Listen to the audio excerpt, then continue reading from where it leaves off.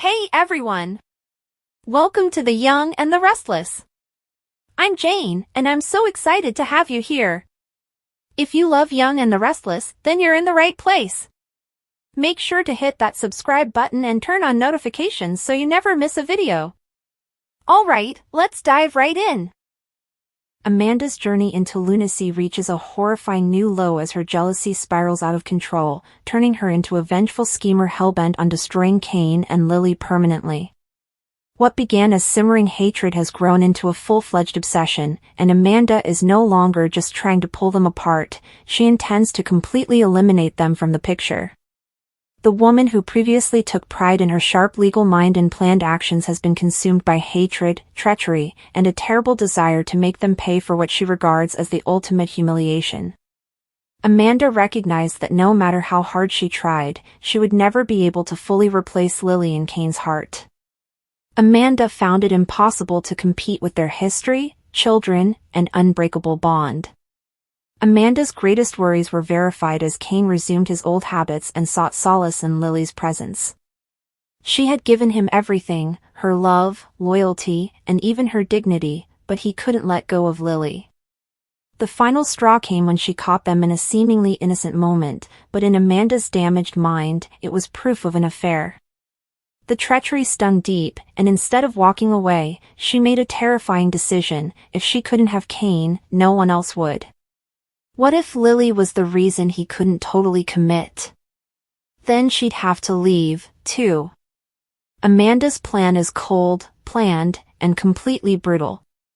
She's not acting on impulse. This is a meticulously planned scheme to make their deaths appear to be an accident, a tragic turn of events that no one could have expected.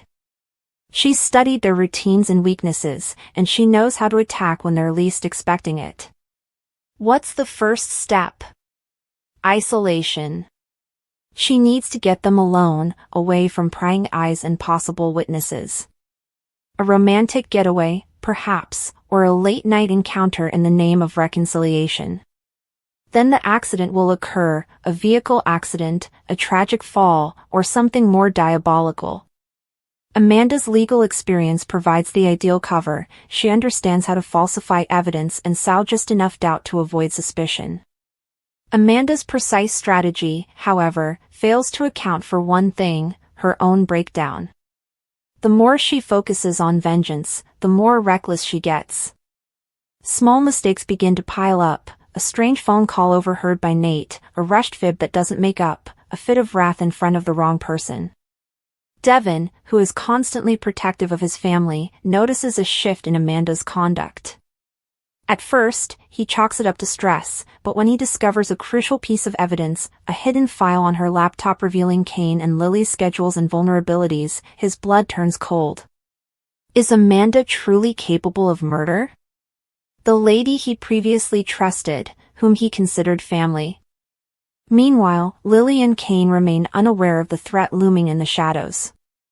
They're too preoccupied with their own drama, their unresolved emotions, and their tangled past. They have no idea that Amanda, who is watching, waiting, and prepared to strike, is the true threat, not them. By the time they realize something is wrong, it may be too late. The question now is, who will discover Amanda's murderous scheme before it's too late? Will Devon intervene in time? Will someone else notice her strange behavior? Or will Amanda complete her twisted objective, leaving Genoa City to grieve two of its own?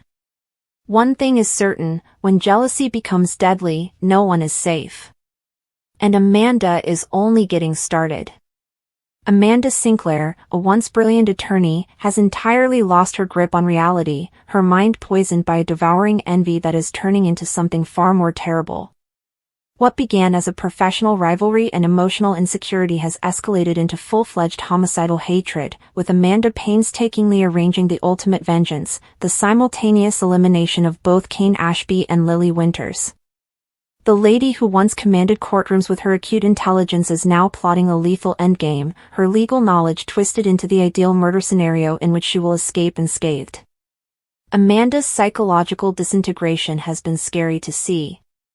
She's mastered duality, presenting a polished, professional image by day while secretly amassing horrific dossiers on her chosen victims.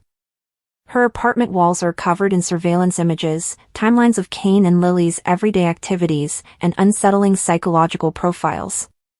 She's been reviewing toxicology reports from previous instances, looking into untraceable poisons, and even making quiet queries about charter boats in distant areas in Genoa City. Her meticulous planning shows that this is a cold, deliberate eradication rather than a crime of passion. Amanda reached a breaking point when she discovered personal texts between Kane and Lily, confirming her darkest fears. In her twisted view, this was more than simply treachery, it was a personal war declaration. The legal pad where she first penned "they have to disappear" now contains comprehensive contingency plans, alibis, and even notes on how to use Devon's sadness to her advantage later. Most chilling of all? She's been practicing their eulogies in front of the mirror, polishing her portrayal of a heartbroken widow for the inevitable aftermath. Amanda's plan involves abusing Kane's protective instincts. She intends to concoct a fictitious emergency that will entice Kane and Lily to a secluded place, possibly involving one of their children. Once isolated, her plan calls for a manufactured accident with several evacuation methods, such as a boating mishap on Lake Genoa, a car accident at a risky curve, or even a gas leak explosion on a remote property. She's been secretly gathering resources, including burner phones, cash transactions for equipment, and even researching security camera blind spots throughout town. Amanda's lone flaw in her ideal plan is her failing mental health. She started having vivid hallucinations in which she sees herself carrying out the killings and wakes up in cold sweats. Her performance at Chancellor Industries is faltering as co-workers notice her inattentive behavior and uncommon mistakes. Elena has caught her murmuring to herself in the lavatory, and Nate is becoming increasingly concerned about her strange mood changes. Amanda's carefully built mask is slipping at the worst conceivable time. As the pieces come together, Amanda's last preparations take on an uncanny ritualistic air. She's been visiting the location where she intends to kill them, mentally rehearsing every detail. Her choice of location has a perverse poetry to it, as it is the exact place where she learned Kane would never love her the way he loved Lily. In her sick perspective, this is justice, not murder. Closure. The only way to remove the cancer of their relationship from her life for good. With her execution date approaching, Amanda makes a crucial mistake. She underestimates Devon's intuition. When he accidentally uncovers her research files while assisting with a computer problem, the horrible reality begins to emerge. Devon now faces a race against time to persuade a skeptical Genoa City that the woman they all know and admire is a cold-blooded murderer in the making. Will anyone believe him before Amanda's murderous plan comes to fruition? The true tragedy is that Amanda may still see flashes of her previous self in brief lucid moments, horrified by who she has become.